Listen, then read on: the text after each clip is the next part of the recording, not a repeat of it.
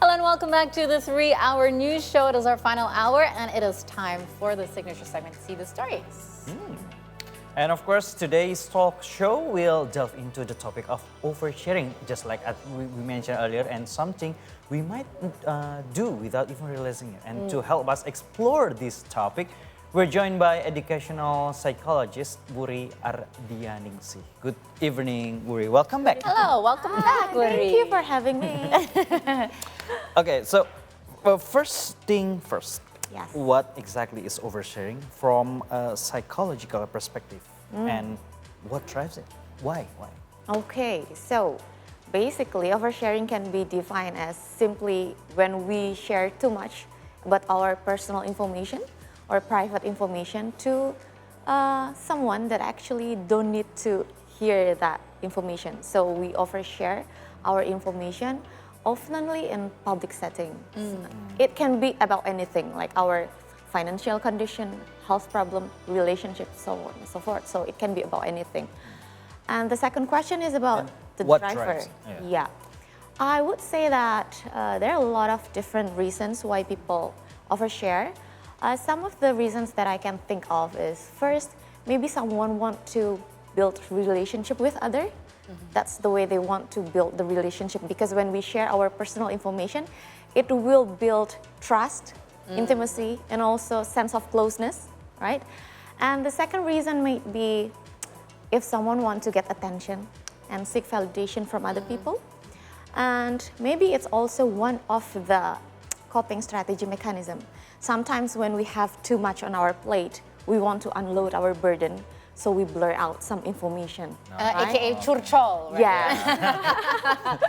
So my question then instantly is, you did mention some drives, but some people don't realize that they do it. True. And I have this issue sometimes where when I speak to people, because I have a specific condition, when I speak to people, it's not my intention to actually overshare, but it just happens, and I only realize once it's done. Yes. But the reason is, are there certain personality traits or mental health conditions or predispositions linked to oversharing? Yeah. Because there are some people that, consciously overshare. There's some people that they don't even understand that they're actually oversharing. Yeah, true. Some research says that anxiety and seeking attention behavior and also social media addiction are related to the oversharing tendency, but also someone who has an ability to control the impulse. Sometimes some people with several conditions, they cannot control what they think and what they say. Like what? Maybe people with the attention deficit and hyperactivity disorder. It might be one of the symptoms, but there are a lot of other symptoms of ADHD. So please don't self-diagnose. Just because you overshare, you might be, maybe I have ADHD. No. So it might be one of the symptoms. And when we are on unstable emotional condition, sometimes we tend to be more overshare. So yeah, that's some of the condition that might influence our tendency to reveal too much information about ourselves. Interesting. So you mentioned about mental issues. Yep. Can oversharing be sign of deeper emotional or mental health issue like anxiety or maybe low self-esteem? Yeah, can be. It can be one of the symptoms, one of an indication of some underlying mental issues. But as I've mentioned before, it might only one of the symptoms. As I've said before, it can be symptoms of anxiety or our tendency to seek validation from other people. So low self-esteem. Yes, it can be also a symptom of that, indication of that as well. Because you constantly feel the need to explain more, to prove yourself or something like that, right? Yes. So there's a line, right? Okay, when we're talking about oversharing, it means there's a line, a proper line that's been crossed. Yeah. So like you're doing it over the line. But where is that line? How does one actually differentiate oversharing to be a sign of, for the sake of deeper gaining or connection, Yeah. deeper emotional connection, Yeah. or generally just oversharing versus just being vulnerable. Yeah, sure. Because some people really are just an open book and they're like, I don't care what people know about me, and there's no boundary to them. So what is the line?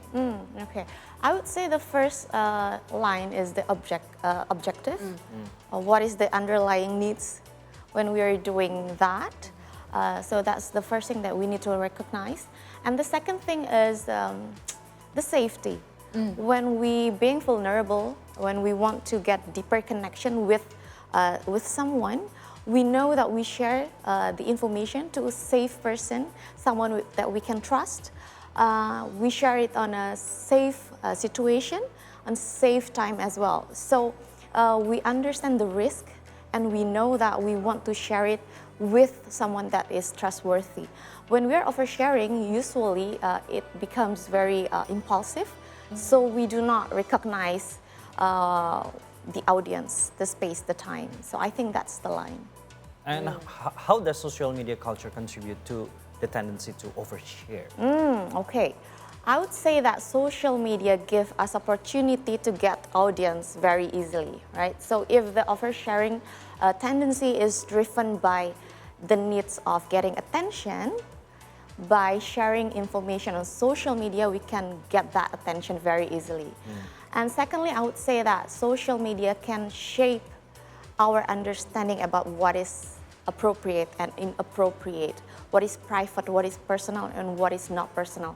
For example, if we see so many people sharing about sensitive family matters, we might think that, oh, that's normal, everybody doing it. So it can move the line, as we have discussed before. So I think that's Is that how, just like conformity? yeah, can be, yeah. Ah, okay. Interesting.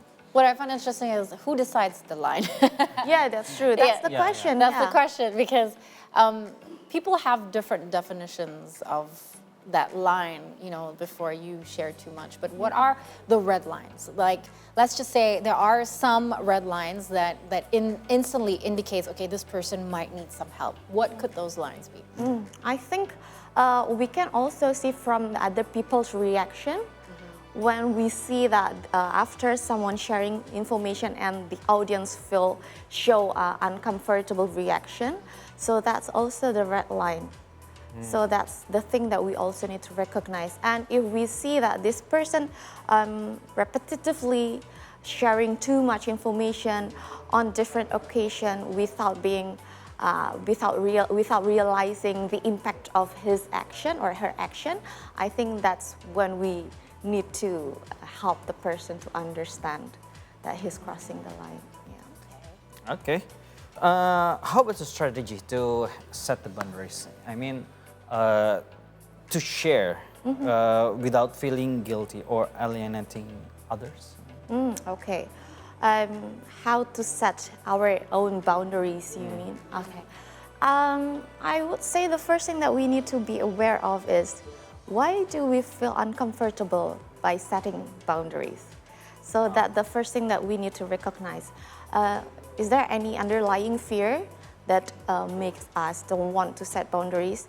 Do we feel that we will be rejected if we do not share our personal information? Or do we want to be accepted by other people? What are the needs? What are the fear? That's the first thing that we need to understand, that we need to recognize. By understanding the root, we can understand how to overcome it. Because different root, different cause need different remedies as well. Yeah.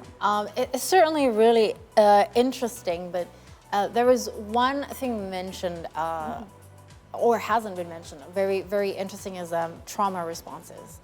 Oversharing because of, how does oversharing relate to response to trauma? Because there are people who feel uncomfortable, let's say, listening to stories from other people, even though it's actually like a true story, and these people might already have moved on from it, or it's, how does that oversharing relate to trauma and trauma responses? Okay.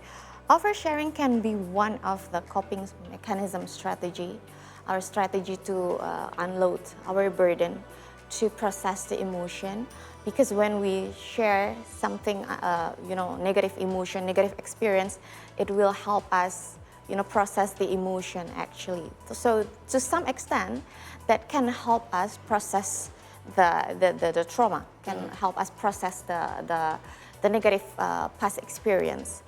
But if we do it like too much, actually it will give negative consequences to the person who share it or to the other person who listened to it.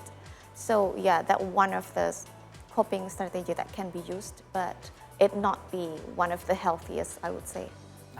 Okay, so it's really interesting story, but we will continue our talk with Wuri Ardianingsih after break. Don't go anywhere.